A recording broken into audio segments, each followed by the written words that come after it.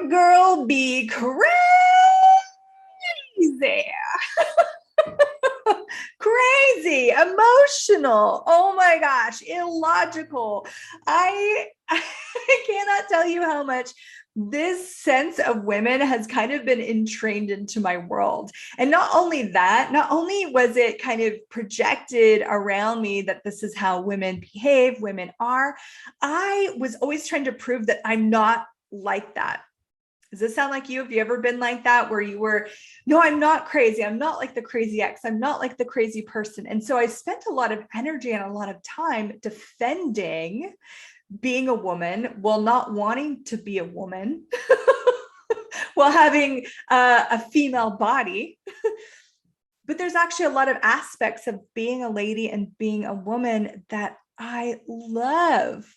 But from that space of defense, I couldn't really truly embrace all of the feminine energies that were available to me. So where are you defending against being weak, emotional, crazy, unstable, or all of those projections and judgments and expectations of what it is to be a woman? What that does is it keeps us in this perpetual loop where we can never actually go forward into the leaders that we as women can choose to be. Would you be willing to embrace being a woman, being a lady, but not from the definition of what that means, but from what you know it can be for you?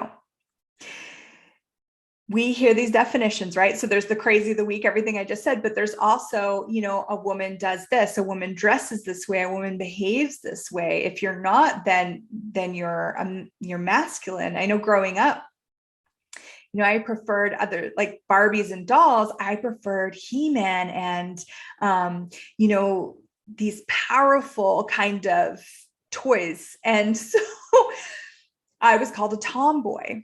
I wasn't even called a girl or anything on the spectrum of femininity. It was, oh, she's a tomboy. I heard it over and over and over again. She's a tomboy. She's a tomboy. I didn't love to wear dresses. I loved to wear pants. Because I could do more things. I didn't have to worry about like the dress flying up all over the place because I wanted to do somersaults and I wanted to climb things and I loved to be in trees. Did that make me less of a woman?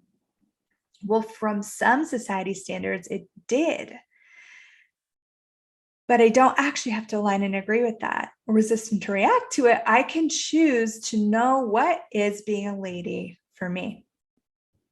What is being a woman like for me? And what is it for you? So what do you actually know about being a lady or being a woman? Or if you're a man, being a man that has never been acknowledged.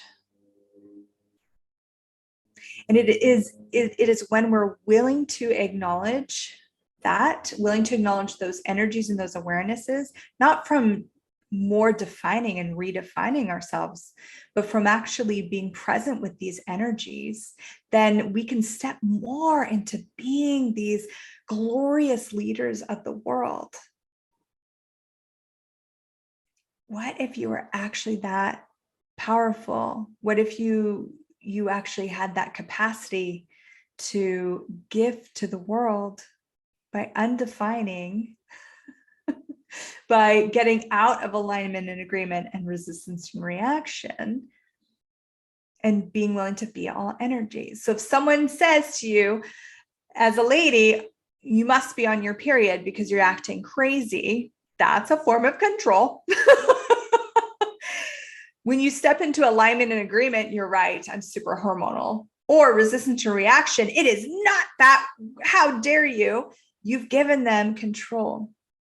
But when you go into allowance, well, that's an interesting point of view. Maybe you are all energies. Maybe you are the chaotic, illogical woman, and you're also the powerful leader of a woman. And you're the brilliant businesswoman.